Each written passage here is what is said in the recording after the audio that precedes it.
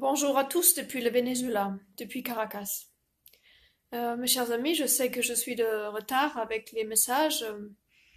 Pardonnez-moi. En plus, j'aurais bien voulu vous faire enregistrer cette vidéo avec la caméra, mais elle m'a lâché là. Elle m'a lâché, elle marche plus. Donc j'essaie de faire comme ça, mais ça pourra pas être bien long parce que ça coupe tout le temps et je peux pas enregistrer énormément. Il n'y a pas beaucoup d'espace. Il n'y a pas beaucoup d'espace pour enregistrer. Donc, Stan m'a demandé, ça fait un moment déjà, de vous transmettre un message, donc j'essaye de le lire. Mes chers amis, je vous lis.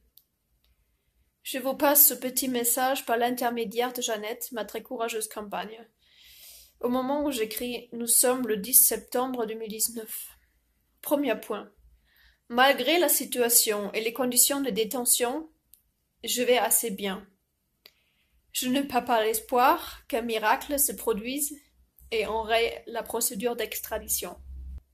Quand bien même ce miracle ne devait pas se produire, je ne perdrai pas ma foi ni ma combativité. Je ne suis que l'outil d'une cause, et à ce titre, je dois accepter et affronter les coups durs et les épreuves que mon engagement génère. Ceci dit, il est inutile de vous rappeler de quelle cause il s'agit et à quel point elle nous concerne toutes et tous. Tout au plus me permettrai-je de renvoyer ceux qui prennent le train en marche vers la dernière vidéo que j'ai pu enregistrer avant de me faire arrêter. Lien Routube. J'en profite pour vous demander de nous aider à la diffuser partout où cela est possible, en faisant la guerre à la censure luciférienne. N'hésitez pas à sacrifier des comptes YouTube. Donc, je disais, ne pas avoir beaucoup d'espoir de me tirer de ces sales draps. Je suis, pour le moment, saucissonnée dans ces sales draps avec tout le poids des réseaux lucifériens qui semblent très formellement actifs pour interdire que je puisse m'en sortir. Quant à mon arrestation, je voulais vous préciser un point qui me paraît important.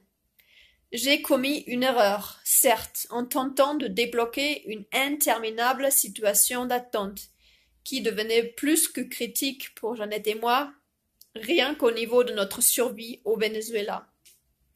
J'ai donc écrit une longue lettre à la première dame de la révolution bolivarienne, Cilia Flores, épouse du président Nicolás Maduro, courant mai 2019. Dans cette lettre, véritable rapport, je retrace notre parcours avec la description de notre cause très détaillée, de la machination politico-médiatico-judiciaire dont notre couple fait l'objet, avec l'affaire de Sandrine Gachadois, persécutée par les magistrats lucifériens du palais de l'injustice de Sainte, et avant tout l'énoncé de notre démarche.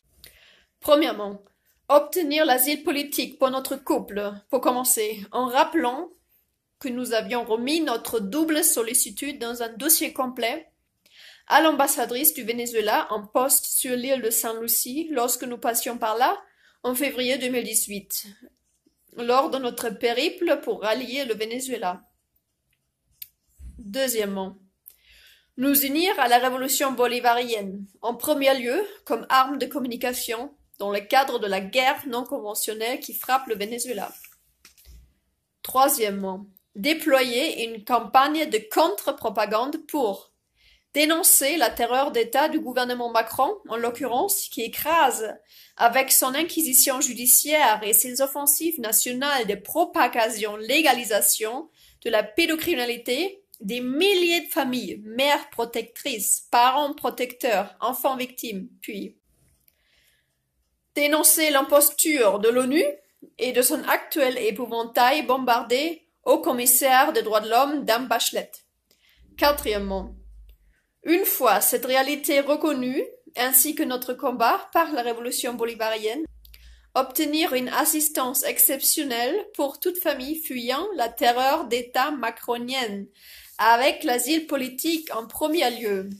Cinquième, enfin, développer un programme solidaire et synergique d'économie alternative et d'autosuffisance sur base de volontaires et ou d'expatriés de France, dont le premier volet concerne le développement du savoir-faire de la spiruline fraîche au niveau familial et communautaire dans tout le pays.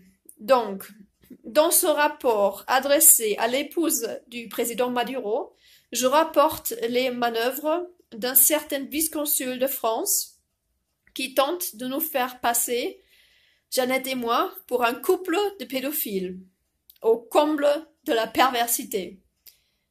L'erreur arrive. J'ai clôturé la lettre en laissant un numéro de téléphone confidentiel et à cet exclusif usage par le biais duquel je permettra que l'on nous contacte au plus vite. Le tout pour le tout.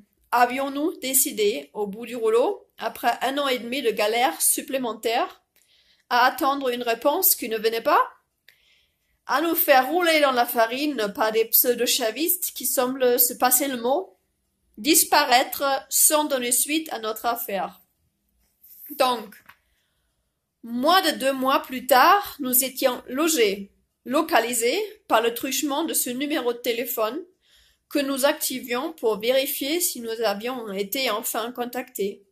Quelqu'un de placé à un poste clé directement au cabinet de la première dame, qui avait bien accusé réception auprès du service postal, que nous avions chargé de l'envoi du précieux courrier en recommandé, avait détourné le fameux courrier pour en faire un usage bien crapuleux. Nous vendre à la France, je vais dire au réseau pédocriminel luciférien qui l'occupe et la pourrit de l'intérieur. Du coup, il s'avérait que je faisais l'objet d'une alerte rouge d'Interpol du Venezuela, alors que des fonctionnaires distincts ayant accès aux banques de données du dit service m'avaient assuré que je ne faisais l'objet d'aucune recherche dans le pays, peu de temps auparavant. Curieux, Bref, pour mon arrestation et depuis mon arrestation le 10 juillet dernier, le réseau activé par le traître en chemise rouge, il y en a au moins un dans l'histoire et très bien, trop bien placé, se surpasse en attention particulière, n'hésitant pas à claquer du pognon pour que je ne puisse pas me tirer de là, comme je le disais plus haut.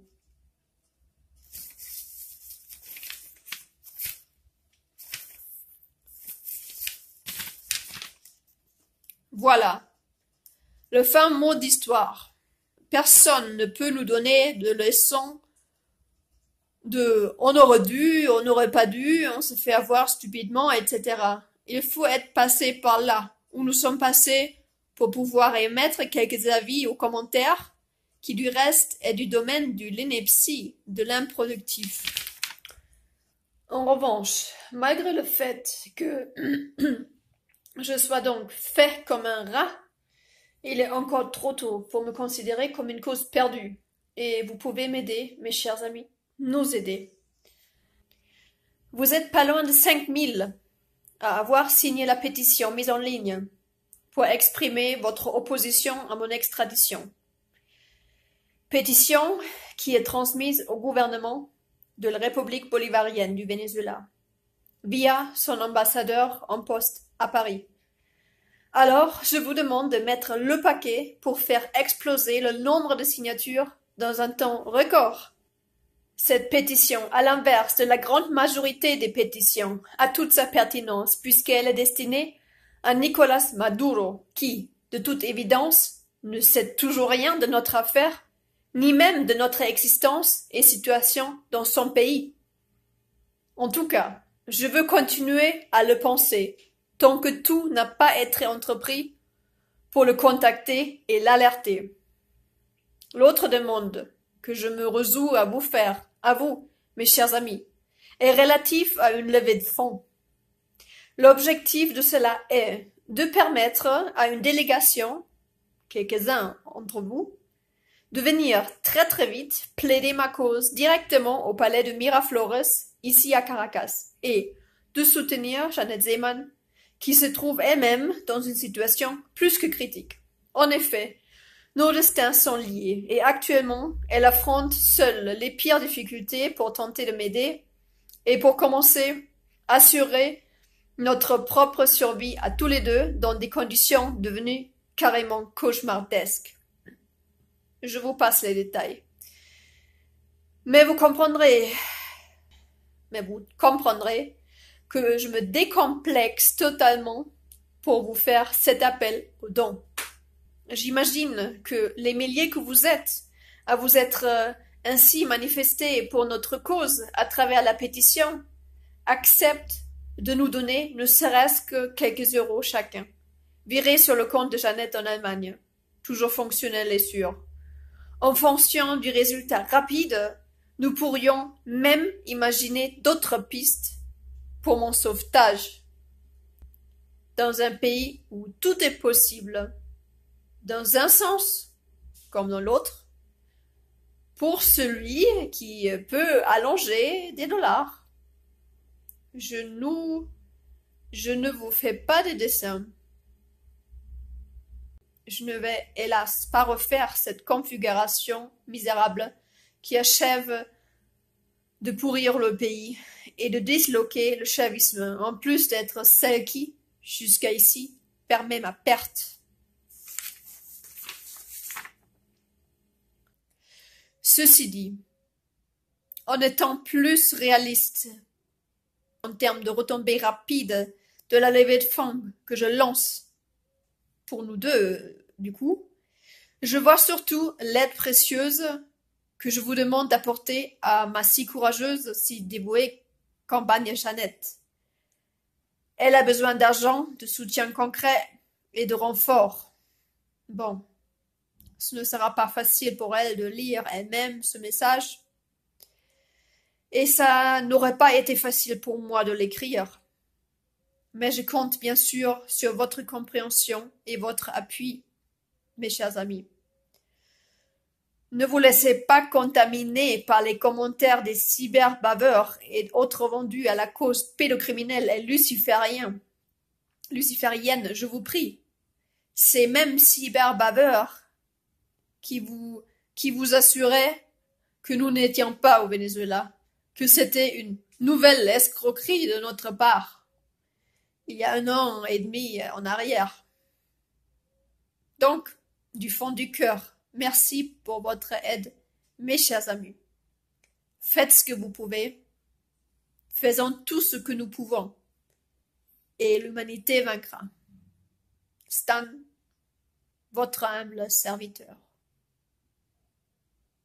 Donc Stan disait, il fait pas de dessin par rapport à sa situation ici, donc moi je peux vous informer quand même, je peux faire un peu de dessin. Il me dit, il y a 4 nouvelles personnes qui sont rentrées dans la cellule, donc là c'est fini, il peut plus rien faire, il peut plus faire son petit sport, sa petite gymnastique vitale, il peut plus rien faire, vous imaginez, ils sont comme des sardines là. Pour monter un bras ou une jambe, ils peuvent pas le faire sans gêner quelqu'un. Euh, ils peuvent rien faire, c'est l'horreur totale. En plus, Stan, il est malade maintenant. Il a la crève, donc il n'arrive pas du tout à respirer dans cette cellule qui est saturée de dioxyde de carbone. Déjà avant, c'était difficile à respirer. Maintenant, 4 personnes en plus, même sans activité physique, ça le fait pas. Et en plus, avec la crève, là, avec la tête prise, il n'arrive pas du tout à respirer. Donc, c'est un vrai problème, hein. Et en plus, spécialement pour lui, parce qu'il est asthmatique. Donc, la situation ici, c'est très difficile, hein. C'est très difficile pour lui. Oui, pour le dentiste, c'est toute une histoire aussi. La semaine dernière, ils nous ont informé que ça va pas continuer comme ça. Il va pas pouvoir sortir tout le temps pour voir le dentiste, ça va pas pouvoir se faire. Donc voilà. La semaine dernière, le dentiste, il a fait un marathon, il a traité 14 caries d'un seul coup. Donc Stan, il était épuisé après, il n'en pouvait plus. Je crois qu'il a dormi pour le reste de la journée. pour une fois, parce que là maintenant c'est fini. Il n'arrive même plus à dormir avec tellement de monde dans la cellule. Il y a à peine la place pour s'allonger, quoi. Et, et donc le dentiste, il a fait le plus important, hein, il a fait les caries après l'urgence qu'il avait eue.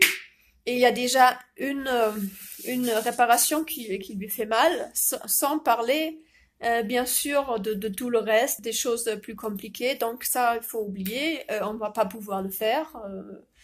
Il va plus pouvoir sortir. Voilà.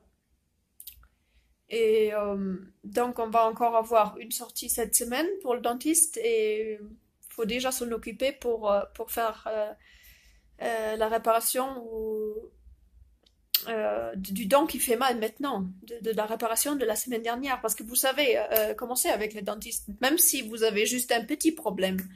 Le dentiste vous fait revenir, revenir, revenir, parce qu'il y a toujours des suites. C'est jamais fait avec un seul coup, avec une seule visite. Donc là, il a la bouche pleine de problèmes et bon, ben, j'espère au moins le plus important va être fait, sinon je sais pas. Voilà, c'est comme ça. Voilà, chers amis, ça c'était des nouvelles de Stan, des nouvelles. Ce qui se passe ici, c'est pas vraiment joyeux, vraiment pas. Et j'espère que vous avez compris que tout se joue maintenant et ici. Une fois elle est extradée, il n'y a plus rien à faire. Ils vont le détruire, ils vont le suicider, ils vont l'envoyer en asile psychiatrique, comme ils ont fait avec tant de mères qui veulent seulement protéger les enfants, leurs enfants.